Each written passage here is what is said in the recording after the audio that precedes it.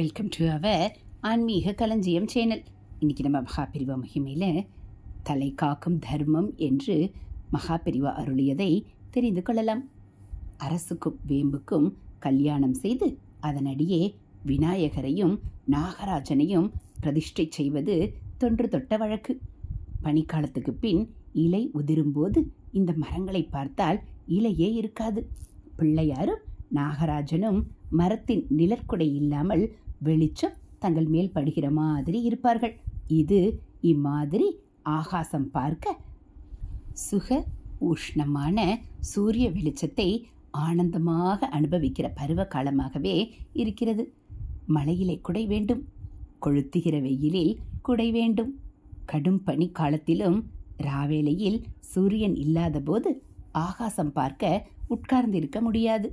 இப்போது சுகோஷ்ணமாக மித வெப்பமாக இருந்தால் இவர்களை இப்படி சூரிய ஒளியில் உட்கார்த்தி வைத்திருந்தாலும் வசந்த காலம் வந்தவுடன் சூரியன் கொஞ்சம் உக்கரமானவுடன் அது அவர்களை உபத்திரவப்படுத்தக்கூடாது என்கிற கரிசனம் இயற்கை அன்னைக்கு வந்துவிடுகிறது. சூரியன் கடுமையாகும் காலத்தில் துளிர்கள் தழைத்து பசுங்குடை பிடிக்கிறாள். இலையுதிர்ப்பது துளிப்பது எல்லாம் இயற்கை, லோக நியதி. அவை யுகாந்திரங்களாக மாறாமல் நடப்பவை. பிரபஞ்சத்தில் ஒவ்வொன்றுக்கும் இப்படித்தான் நடக்க வேண்டும் என்று நியதி இருக்கிறது. அப்படி அவை நியதிப்படி நடப்பதால் தான் உலக வாழ்க்கை நடக்க முடிகிறது. இல்லாவிட்டால் எல்லாம் நெறிக்கெட்டு போய்விடும். அதாவது லோகத்தில் உள்ள சமஸ்த ஜீவராசிகளும் சௌக்கியமாக வாழ வேண்டும் என்கிற அன்பான எண்ணத்திலேயே அவை ஒன்றோடொன்று ஒத்து போவதற்காக இப்படி ஒவ்வொன்றுக்கும் ஒரு தர்மம் நியதி ஈஸ்வரனால் ஏற்படுத்தப்பட்டிருக்கிறது. தன் குழந்தைகளை வெயில் படாமல் மழை படாமல் காப்பாற்ற வேண்டும். அவர்களுக்கு இள வெயிலின் வெப்பம் தேவையாக இருக்கிற போது அதை தந்து அரவணைக்க வேண்டும் என்கிற அன்பு ஈஸ்வரனுக்கு இருப்பதால் அதற்கு அனுசரணையாக இயற்கையை நடத்தி வைத்து மரங்களுக்கு ஒரு நியதியை தர்மத்தை தந்திருக்கிறார். இந்த அன்பை பெற நமக்கு யோகியாதம்சம் வேண்டாமா? வேண்டும். மரத்துக்கும் மட்டைக்கும் இருக்கிற நியதி நமக்கும் உண்டு. லோகக்ஷேமத்துக்காக அதை நாம் நடத்தி காட்டுகிற போதுதான் ஈஸ்வரனின் அன்பை பெற பாத்தியதையை கேட்கலாம். மனிதனுக்காக உள்ள இந்த நியதிக்கே தர்மம் என்று பெயர். இந்த நியதியை மீறவும் மனிதனுக்கு மூளையை தந்து சுவாமி விளையாட்டு பார்க்கிறார். அந்த மூளையை வைத்துக்கொண்டு இவனும் எதையோ சௌக்கியமாக நினைத்து கொண்டு அவற்றுக்காக அழைகிறான். இதில் தனக்கான தர்மத்தையும் மீறுகிறான். ஆனால் இறுதியில் சௌக்கியத்தை தருவது தர்மமே. லோகம் முழுவதையும் பகவானுடையதாக பார்த்து அதற்கேற்ப எப்படி நடக்க வேண்டுமோ அப்படி நடப்பதே மனுஷர்களின் தர்மம். தனக்கென்று மட்டும் இவன் செய்து கொள்கிற காரியங்கள் இவனை அதர்மத்தில்தான் தள்ளும். எனவே இப்போது இவனுக்கு இருக்கிற சுயநலத்தை குறைக்க வேண்டும்.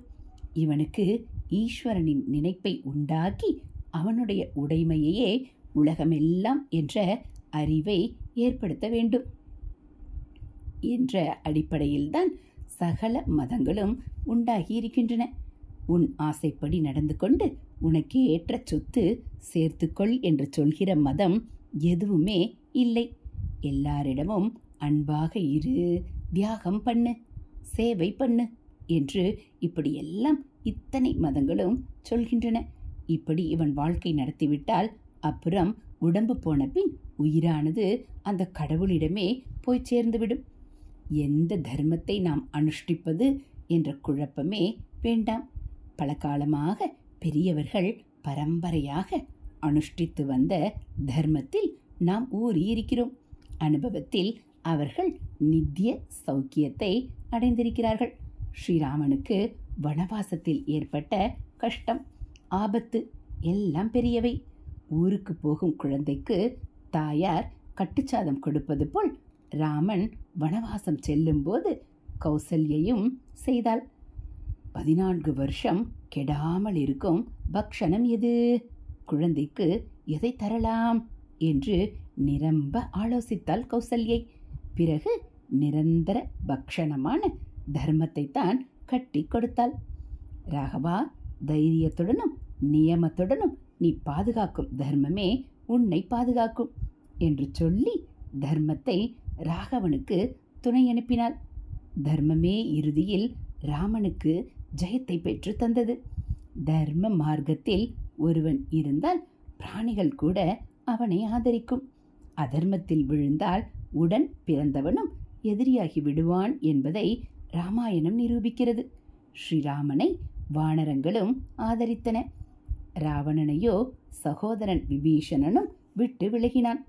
தர்மமே தலை காக்கும். 10 தலை ராவணன் விழுந்து நாசமாக ஸ்ரீராமச்சந்திரமூர்த்தி விஜயராகவனாக தலை நிமிர்ந்து நின்றதற்கு காரணம் தர்மம் தலை காத்ததுதான். அவரவருக்கும் முன்னோர்களால் அனுஷ்டிக்கப்பட்ட தர்மமே ஒவ்வொரு மதமாய் இருக்கிறது. இந்த தர்மத்தை அவரவரும் தைரியமாக நியாயமாக பின்பற்றி சாஸ்வத சௌக்கியத்தை பெறுவீர்களாக. ஹரஹர சங்கர ஜெய ஜெய சங்கர, ஹரஹர சங்கர ஜெய ஜெய சங்கர. மகாபிரிவா சரணம். இது போல் மகாபிரிவா அருளியதை நீங்கள் தினந்தோறும் கேட்கணும் அப்படின்னா மறக்காமல் நம்ம சேனலை சப்ஸ்கிரைப் பண்ணுங்கள். கூடவே பெல் ஐக்கானை கிளிக் பண்ணி ஆளுங்கிற பட்டனையும் ஏற்றிடுங்க. நம்ம சேனலில் வரக்கூடிய தெய்வத்தின் குரல் பகுதிகள், மகாபிரிவா மகிமை, மகாபிரிவா அருள்வாக்கு, ஆன்மீக தகவல்கள் எல்லாம் உங்களுக்கு பிடிச்சிருந்தா ஒரு லைக்கும் கமெண்ட்டும் கொடுத்து உங்களுக்கு தெரிஞ்சவங்களுக்கும் ஷேர் பண்ணுங்க. ஹரஹர சங்கர ஜெய ஜெய சங்கர, ஹரஹர சங்கர ஜெய ஜெய சங்கர. காஞ்சி சங்கர, காமகோடி சங்கர, காமாட்சி சங்கர, காமதேனு சங்கர. ஹரஹர சங்கர ஜெய ஜெய சங்கர. மகாபிரிவா சரணம்.